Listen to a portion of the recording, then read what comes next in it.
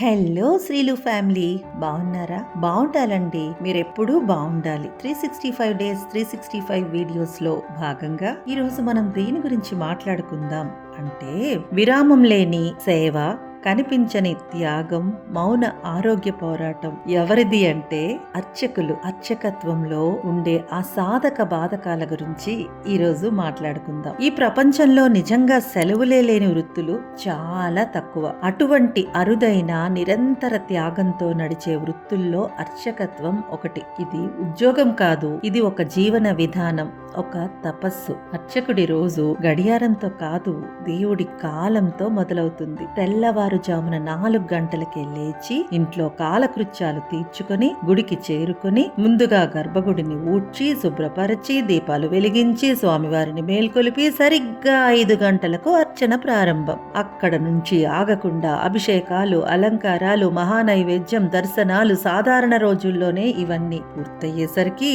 మధ్యాహ్నం 1 దాటిపోతుంది. ఇక విశేష ఉత్సవాలు, బ్రహ్మోత్సవాలు, కళ్యాణోత్సవాలు లాంటివి వస్తే మరి నిద్ర ఎప్పుడు, భోజనం ఎప్పుడు అన్న ప్రశ్నలకు సమాధానమే ఉండదు. ఇంకా ధనుర్మాసం, కార్తీక మాసం అయితే ఆ సేవ మరింత కఠినంగా మారుతుంది. భక్తులు ఎడతెరిపి లేకుండా వస్తూనే ఉంటారు. అర్చకుడికి మాత్రం విశ్రాంతి అన్న మాటే ఉండదు. ఒక అత్యవసర పరిస్థితుల్లో పక్క ఊరు వెళ్లాల్సి వస్తే ఫోన్ ఓపెన్ చేసి కనీసం 15 మందికి కాల్ చేయాల్సిందే. 14 మంది కుదరదు అన్నాక ఒక్కడు మాత్రమే అన్నా నువ్వు వెళ్ళిరా, రేపు అర్చన నేను చూసుకుంటా అని చెప్పినప్పుడు వచ్చే ఆనందం ఉంటుంది చూసారా, అది డబ్బుతో కొలవలేనిది, వెలకట్టలేనిది. పెద్ద దేవాలయాల్లో ప్రత్యామ్నాయ అర్చకులు ఉండొచ్చేమో, కానీ చిన్న దేవాలయాల్లో, మధ్యస్థ దేవాలయాల్లో, ఒకే ఒక్క అర్చకుడు ఉన్న ఆలయాల్లో ఆ ఒంటరితనం, ఆ బాధ ఉంటుంది చూసారా, నిజంగా వర్ణనాతీతమండి. దేవాదాయ శాఖ పరిధిలో ఉన్న ఆలయాల్లో అయితే సెలవులు కూడా అధికారుల అనుమతుల మీదే. సేవ చేయాలన్న మనసు ఉన్నా కూడా స్వేచ్ఛ ఉండదు. ఎవరైనా ఫంక్షన్ కి పిలిస్తే ఆనందం కాదు, భయం ఉంటుంది. ముహూర్తం వేళ గుడిలో అర్చనకి ఎవరుంటారు? వెళ్ళకపోతే మరి వాళ్ళు ఏమనుకుంటారు? మరి మనం వెళ్ళకపోతే ఇంటి శుభకార్యాలకు పిలవడం మానేస్తారేమో. ఇట్లా ప్రత్యామ్నాయ అర్చకుడు దొరకక వెళ్ళలేక వదిలేసిన పెళ్లిళ్ళు, శుభకార్యాలు 10ల్లో కాదు 100ల్లోనే ఉంటాయేమో. వాడంతేలే, పిలిచినా కూడా రాడు అన్న నిష్ఠూరాలే ఎక్కువ.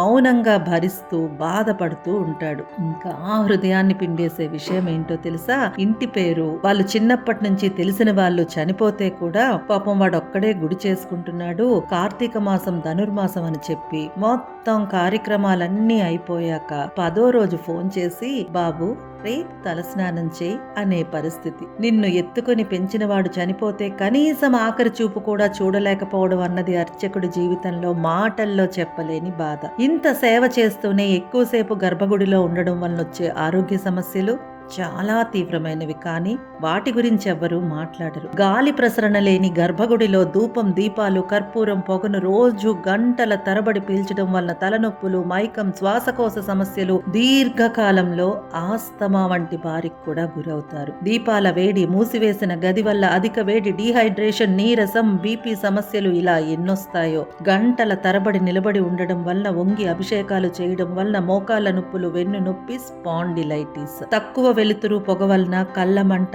నీరు రావడం, చూపు మందగించడం, టైంకి భోజనం లేక గ్యాస్ట్రిక్, అసిడిటీ, అల్సర్లు, జీర్ణకోశ వ్యాధులు, నిద్రలేమి, కుటుంబానికి సమయం లేక మానసిక ఒత్తిడి, ఒంటరితనం, దీర్ఘకాలంలో రోగ నిరోధక శక్తి లాంటివి తగ్గిపోవడం. ఇవన్నిటికంటే అత్యంత దారుణమైన సమస్య ఇంకొకటి ఉందండోయ్.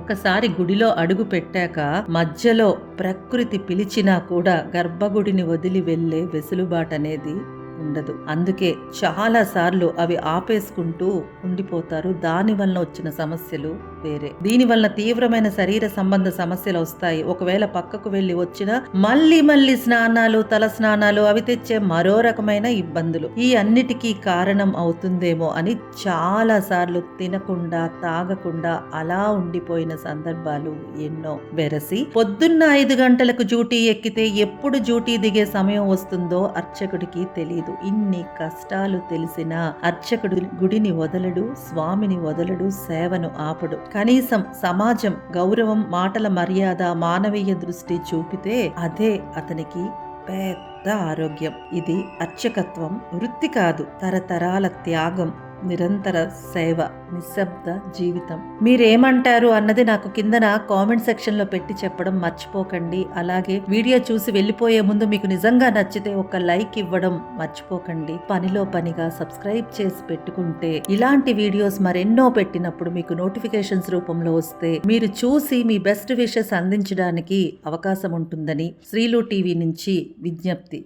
సర్వే జన సుఖినో భవంతు.